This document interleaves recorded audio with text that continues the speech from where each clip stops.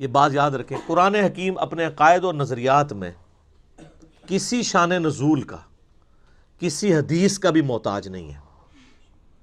قرآن پاک میں جو آیات آئی ہیں وہ منوان اسی طریقے سے عقیدے کے طور پہ قبول کی جائیں گی۔ احادیث سے مزید سمجھنے میں ضرور آسانی ہوگی، لیکن یہ نہیں ہوگا کہ احادیث کے بغیر وہ چیزیں سمجھنا ناممکن ہو جائیں گی۔ ہاں، جہاں پہ ڈفرنس آئے گا وہاں ہم احادیث کی طرف جاتے ہیں صرف اس لیے کہ سمجھنے میں فرق ہے۔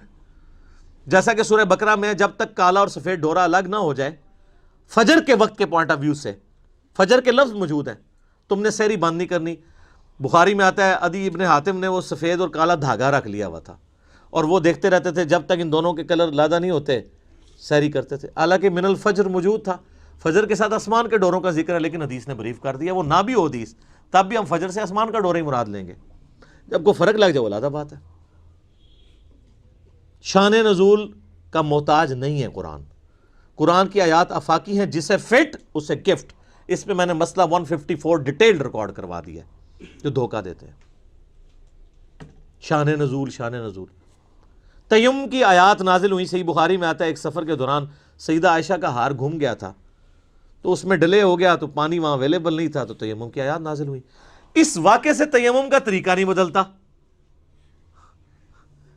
ایک واقعہ انٹرسٹ کے طور پہ ہو سکتا ہے، اینڈ رزلٹ یہ ہے کہ تیمم مٹی سے ہی کرنا ہے اور چہرے اور ہاتھوں کا مسح کرنا ہے۔ شان نزول سے فرق کیا پڑا؟ ایک ہسٹوریکل ریکارڈ ہی ایڈ ہوا نا۔ اس کو میں دنیاوی مثال سے بتاتا ہوں۔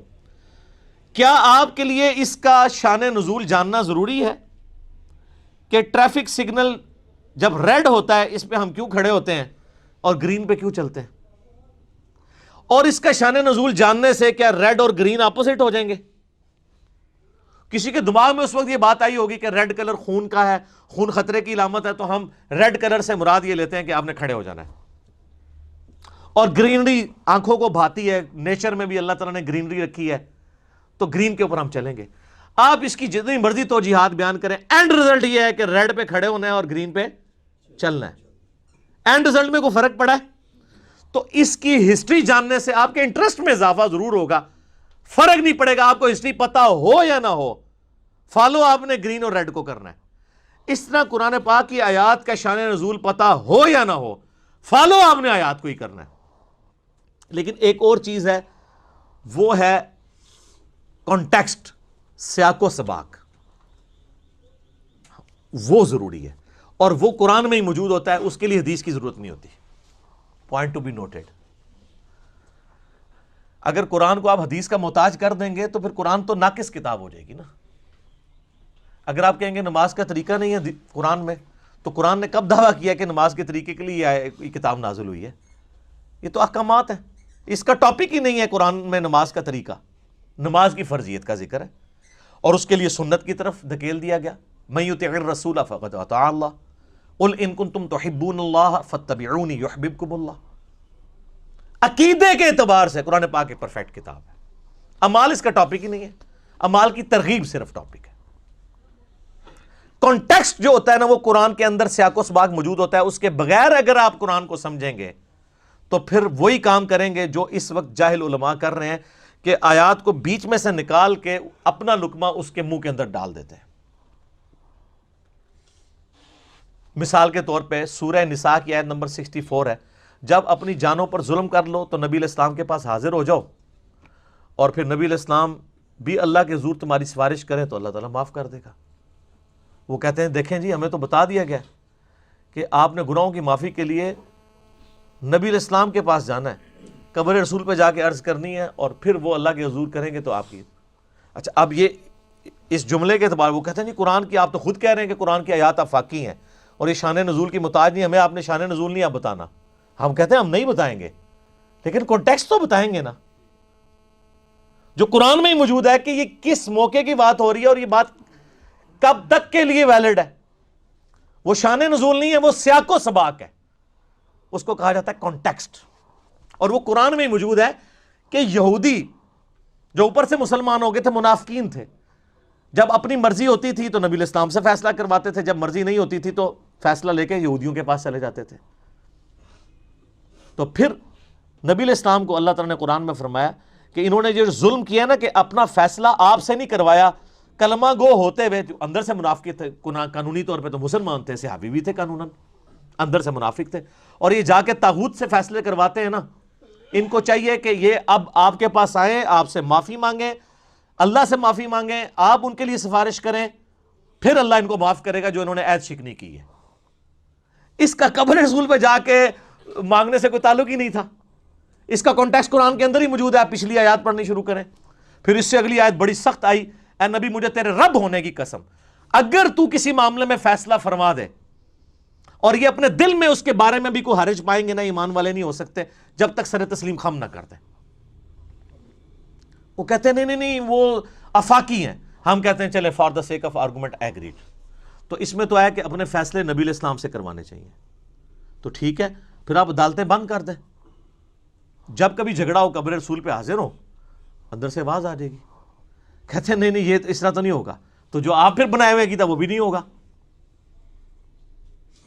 یہ علمی پھکی ہے کہ اگر آپ نے اس کو وہ سمجھنا ہے، اور اس سے بڑی یہ کہ ثقیفہ بنی ساعدہ میں جو مسئلہ مس ہینڈل ہوا، جس کی وجہ سے آج تک امت دو ٹکڑے ہوئی ہوئی ہے، میرا اس کے اوپر کلپ بھی ہے، سیدہ فاطمہ کا قاتل کون؟ حضرت ابوبکر اور حضرت علی میں اختلاف ہوا، 6 مہینے تک بخاری مسلم میں آتا ہے حضرت علی نے بیعت نہیں کی ہے۔ یار کسی کے دماغ میں نہیں آیا وَلَوْ أَنَّهُمْ إِذْ ظَلَمُوا أَنفُسَهُمْ جَاءُوكَ، سورہ نساء نمبر 64 کے تحت حضرت ابوبکر اور علی مشورہ کرتے ہیں، آؤ جی قبر رسول سے فیصلہ کرتے ہیں، قرآن میں تو ہے اپنے ہر فیصلے میں نبی کو حاکم مانو، ابھی پوچھ لیتے ہیں آپ کا وصی کون ہے۔ یہ وہ علمی پھکی ہے کہ اس کے بعد ایک ڈکار آتا ہے اور جیسے وہ بندے کی روح پرواز کر جاتی ہے نا، ان کی شیطنت ان کے اندر پرواز کر جاتی ہے، یا علمی موت مر جاتے ہیں۔ اگر نہیں قبول کریں گے تو مر جائیں گے، ادروائز اپنی اصلاح کر لیں گے۔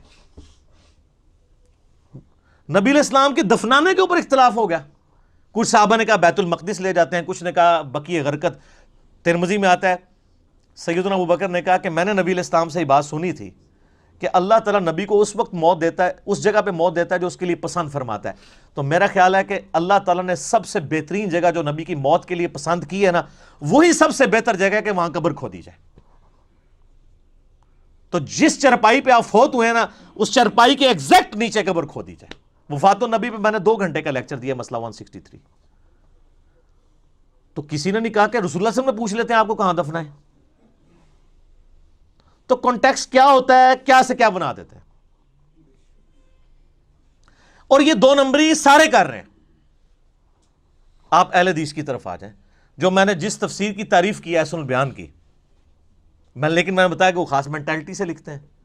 وہ قرآن حکیم میں جو سورہ بقرہ کی آیات آئیں نا کہ ہم نے داؤد علیہ السلام کو جو ہے وہ خلیفہ چنا، اور اس سے پہلے طالوت اور جالوت کی جنگ کا ذکر آتا ہے کہ وقت کے پیغمبر جو سموئیل علیہ السلام تھے، ان سے ان کے امتیوں نے کہا کہ آپ ہمارے لیے ایک بادشاہ مقرر کر دیں جس کے نیچے ہم جمع ہو کے قتال کریں کافروں کے ساتھ۔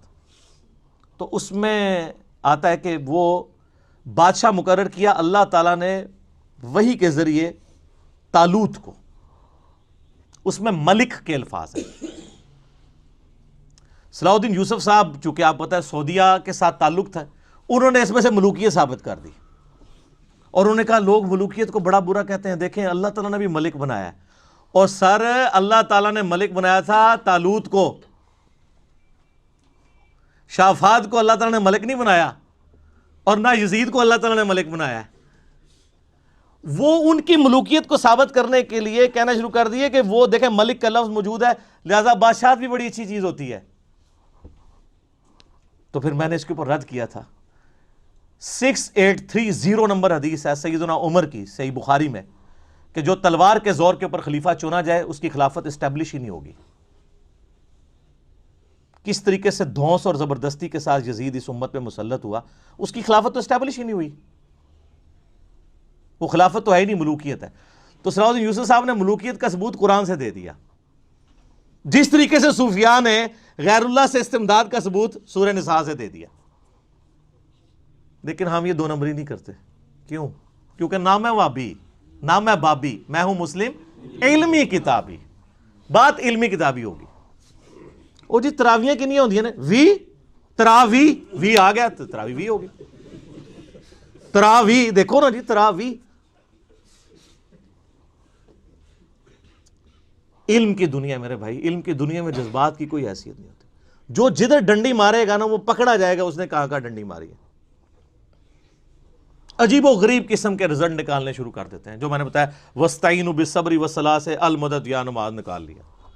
یہاں پہ جن دنوں میں ہم ڈسکشن کیا کرتے تھے آج سے 10-12 سال پہلے، ایک شیعہ ذاکر آ گئے اور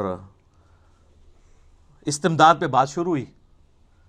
وہ کہہ رہے کہ اللہ سے بھی مانگ سکتے ہیں. میں نے کہا یار کہاں مانگ سکتے ہیں، ایک آیت بتاؤ وَاسْتَعِينُوا بِالصَّبْرِ وَالصَّلَاةِ. میں نے کہا اس کا مطلب المدد یا نماز، المدد یا صبر. کہتے نہیں. تو میں نے کہا پھر؟ کہتا نہیں اللہ کی مدد. وہ جو آیات پیش کرے میں نے پمفلٹ میں سارے وصفے لکھے ہوئے ہیں، مختصر کرتے کرتے کرتے اینڈ رزلٹ یہ نکلا اس نے ہاتھ اٹھا دیے. کہتا نہیں میں بڑے مفتی کو فون کروں گا اپنے آیت اللہ کو. میں نے کہا ملا اسپیکر آن کیا. اب آیت اللہ بھی وہی دلائل دے رہا ہے جو وہ مجھے دے بیٹھا تھا. تو اس نے اپنے آیت اللہ کا مذاق اڑانا اور کہتا سر جی یہ کوئی دلیل ہے وَاسْتَعِينُوا بِالصَّبْرِ وَالصَّلَاةِ کو اور کڈو. وہ اور نکالے اس کا جواب بھی میں نے دیا تھا، وہ دینا شروع کیا. کرتے کرتے اس کو کلیئر ہو گیا یہ کہانی ہے ساری. اَمَّن يُجِيبُ الْمُضْطَرَّ إِذَا دَعَاهُ وَيَكْشِفُ السُّوءَ وَيَجْعَلُكُمْ خُلَفَاءَ الْأَرْضِ أَإِلَٰهٌ مَّعَ اللَّهِ. سورہ نمل آیت نمبر 62. بھلا بتاؤ تو کون ہے جو اضطراب میں گرے ہوئے شخص کی فریاد کو سنتا ہے اور اس سے تکلیف دور کر دیتا ہے اور تمہیں اگلوں کا زمین پہ خلیفہ کرتا ہے؟ کیا اللہ کے ساتھ اور الہ بھی ہے جس کی یہ کوالٹیز ہوں؟ قلیلا ما تذکرون. بڑے کم لوگ ہی نصیحت حاصل کرتے ہیں. اس آیت میں اللہ نے کہا ہے کہ اللہ کے سوا جس کو بھی تم مدد کے لیے پکارتے ہو گویا اسے خدا مانے ہوئے ہو. یہ تو جھگڑا ہی نہیں ہے کہ مولا علی کو اختیار ہے یا نہیں ہے. مولا علی کو اختیار بھی ہو، فرشتوں کو اختیار بھی ہو، انبیاء اور جنوں کو اختیار بھی اللہ نے دیا ہو، پھر بھی پکاریں گے کسے؟ اللہ کو. بارش کون برساتا ہے؟ ڈیوٹی کس کی ہے؟ تو بارش کس سے مانگیں گے؟ اللہ سے. ڈیوٹی والا تو مسئلہ ہی نہیں ہے. تو کس طرح دھوکے دیے ہوئے. تو اس طرح کے دھوکوں سے نپٹنے کے لیے آپ کو ایک دفعہ جھوم کے کہنا پڑے گا کہ نہ میں وہابی، نہ میں بابی، میں ہوں مسلم علمی کتابی.